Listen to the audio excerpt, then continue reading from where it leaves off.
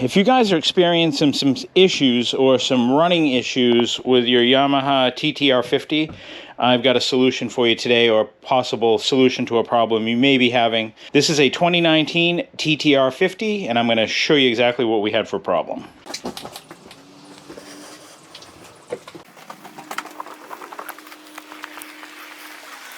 Let me start it up and show you the issue I was having. Probably won't need choke. This bike runs super good, but we've been having some issues with it on a couple of different occasions, and I'm going to show you what that problem is here in a second. Listen to this now, hold on.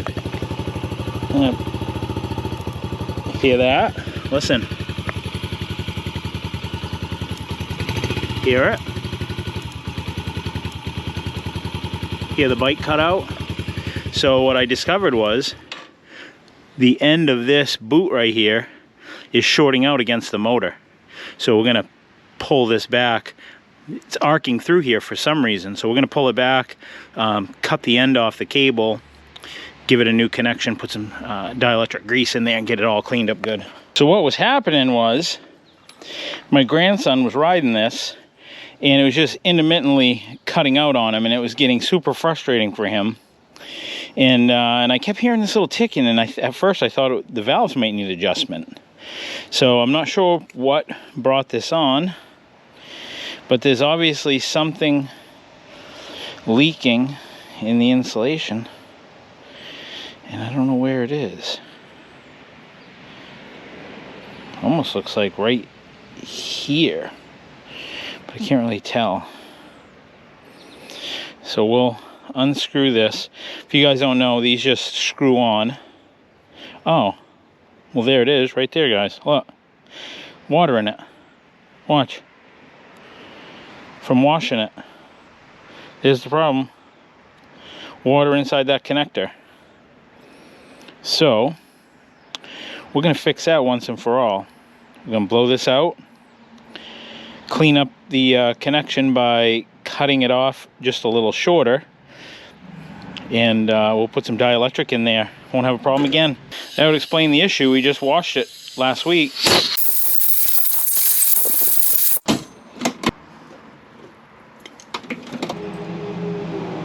So this is what I'm going to use, guys. It's dielectric connector grease. It prevents corrosion, resists arcing, eases disassembly, and it's waterproof.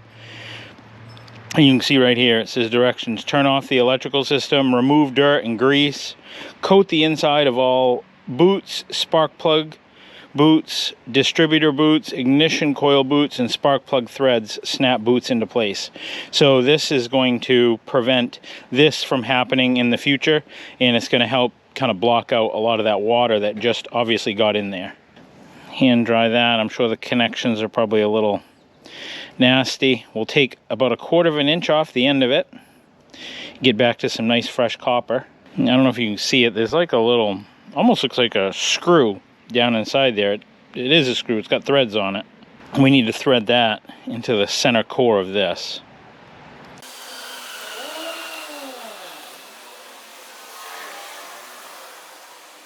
Thread it in until it stops. Is that. Now we're going to try to put some of this connector grease and pack it right down in there, so that if it's filled with this connector grease, there's no way that it'll leave room for water to get down in it. So that'll help it seal out the water.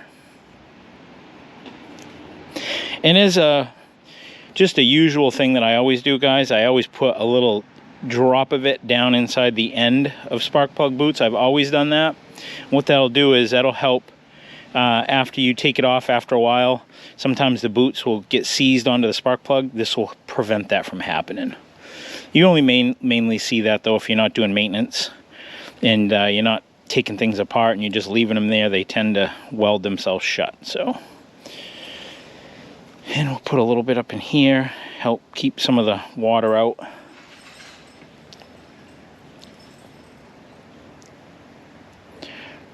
There we go.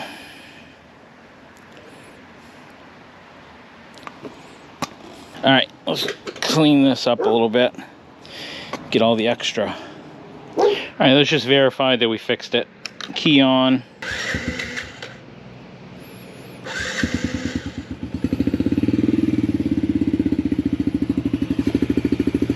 Look at that, guys. Better yet, listen to that.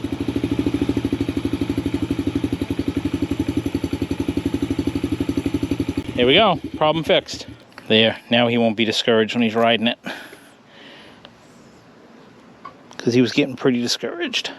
I have a spare fuel filter left over from a Suzuki motorcycle that I sold. It's brand new, it's a factory fuel filter, so I'm going to install it on this bike. That way, just one more layer of protection to keep stuff out of the carburetor, because these carburetors are so tiny that they gum up pretty easy. Yeah, there's no fuel filter on it. You can see right here. So what I'll end up doing is I'll just cut this line and put a new inline filter right in line with that. I'm gonna pop this seat off real quick. There's a couple 10mm bolts that hold the seat on. The other day when I had it off, just looking things over and checking out things, I noticed that the battery had been replaced, and looked like somebody had lost the hold down strap when they replaced the battery. And the previous owner told me that it's easy to do. Kid leaves the switch on by accident, and then it just kills the battery, and then supposedly it doesn't have a huge charging circuit on this bike, so it kind of like ruins it if you leave the key on. So looks like he might have switched out the battery and lost the retainer strap. So I ordered one of those while I was servicing the bike. And that's another reason why it's nice to go through things when you buy them, because that way you can verify for yourself that things are in good working order. Slides off like that. Pull this out. Come on. You can see how that's kind of like just flapping around in there. So we ordered this straight through Yamaha, so you know it's going to fit. I always like to buy OEM parts whenever I can. It's just discouraging if you buy aftermarket stuff and they don't fit. When you buy OEM, you know it's going to fit every time. I don't think there's an up or down. They look about the same. Must be a little hook on the bottom. There is. Then hook that right there. Come on. There we go. There. Now that's nice and secure in there. All right, now we can put it back together again. And we just recently serviced this bike. Chain, and can't remember if we did oil or not, but I know we adjusted the chain and did a couple other things. If you want to check that video out, I'll have a link down below and up in the top video description.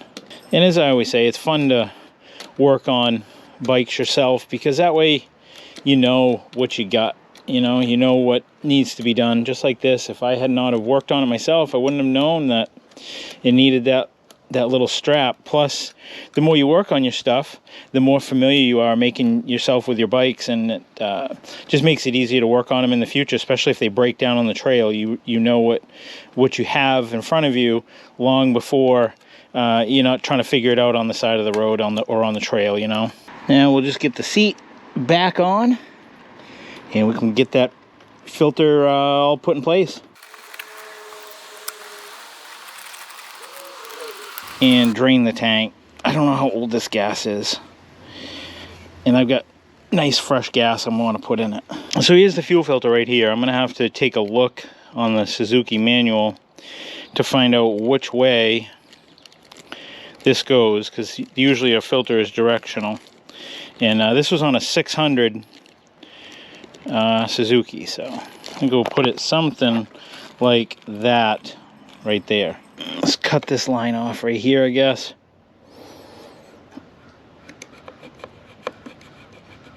Okay. A little drain bucket right here we'll try to empty the tank into. Turn on the petcock here.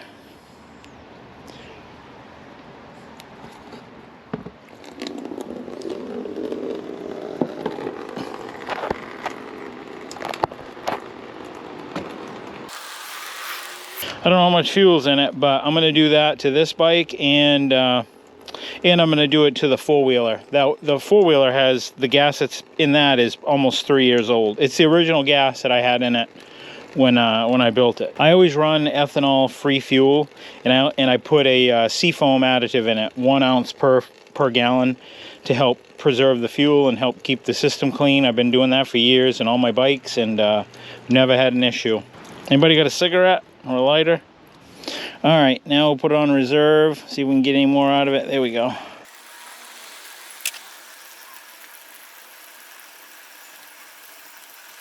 This ought to be easy. There's actually an arrow on the filter. You probably can't see it, but it's right there pointing flow that way.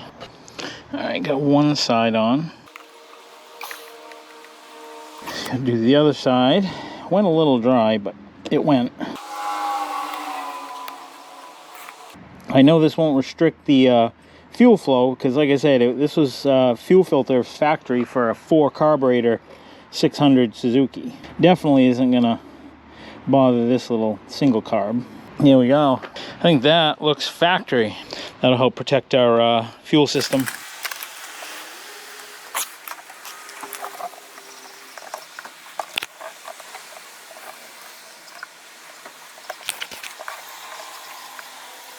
We live in such a humid state here too in Maine that when we're done riding, I like to fuel up everything, not just on bikes either. That includes our cars and lawnmower and anything else that's powered by a gasoline engine. I like to keep everything fueled right to the top because that doesn't leave any room for moisture.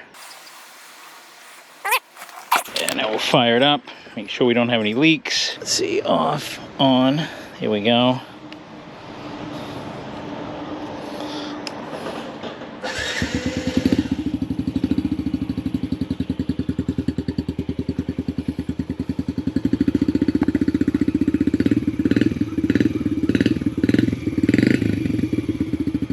Yeah, bike's all warmed up now. Watch how quick this starts. I'll just quickly bump it, watch. Look how fast that starts, guys. Like I said, this is a wicked good running bike. I had to do a couple things when I first got it. The throttle grips were sticking on this side, and I think it's because the bike tipped over. So I pulled all this apart, lubricated it, lubricated the brake levers, checked the air filter. And if you want to see how I did all that stuff, just check the video link up above and down below. I also lubricated the chain too. And watch this one more time. Watch how fast I can hit this. I'll just quickly bump it. You got to get these things sorted out now, guys, before your kids get on them, because what's going to happen is when they start breaking down and they start causing problems and they're stalling out on them, they're going to get wicked frustrated on top of already trying to figure out how to ride this thing. I've learned from experience from when my kids were younger. I just had junk, and it was a constant frustration for them and constant frustration for me. Whenever my grandson goes out riding, I make sure that he's well rested, first of all. That's like the biggest key, because we don't need little kids having meltdowns when they're trying to figure something out, especially if your kid or your grandkid's kind of a perfectionist and they like to do things really well all the time. So set them up for success. Make sure that the equipment is well serviced. You don't have to go and buy something brand new, but just make sure that you do the best that you can do with the budget that you have. Second thing, make sure your kid's well fed and well rested, and try to end the activities on a good note if you can. It's kind of nice when they finish something and they just finish it after achieving it, and then you stop, because then the next time they go into this, they'll be so excited to do it, versus if you end it kind of like after they crashed. I would say if they crashed, make sure they get right back on it, and then have them do what it is that they're trying to do, and then they can hopefully end it on a good note. It doesn't always end that way, and it doesn't always work out that way, but I try to do whatever I can to try to end whatever it is we're doing on a good note, and I try to do just a little bit of things at a time, so that little accomplishments, so he's always moving forward. So yeah, and that's it, guys. A little quick down and dirty repair. If your bike is cutting out intermittently and you can't figure out why, check your spark plug. You might have washed it and got some water down in it. Now you know how to make it fresh, make it waterproof again, seal it up, put a fresh end on it by cutting it back. I want to thank you guys for watching, and thank you guys for tuning in. We've just surpassed 1,000 subscribers, and it's viewers like you that are the reason this channel keeps growing. So thank you guys for watching my stuff, and I'm glad that you enjoy it. Till the next one, guys, I will see you then. See ya.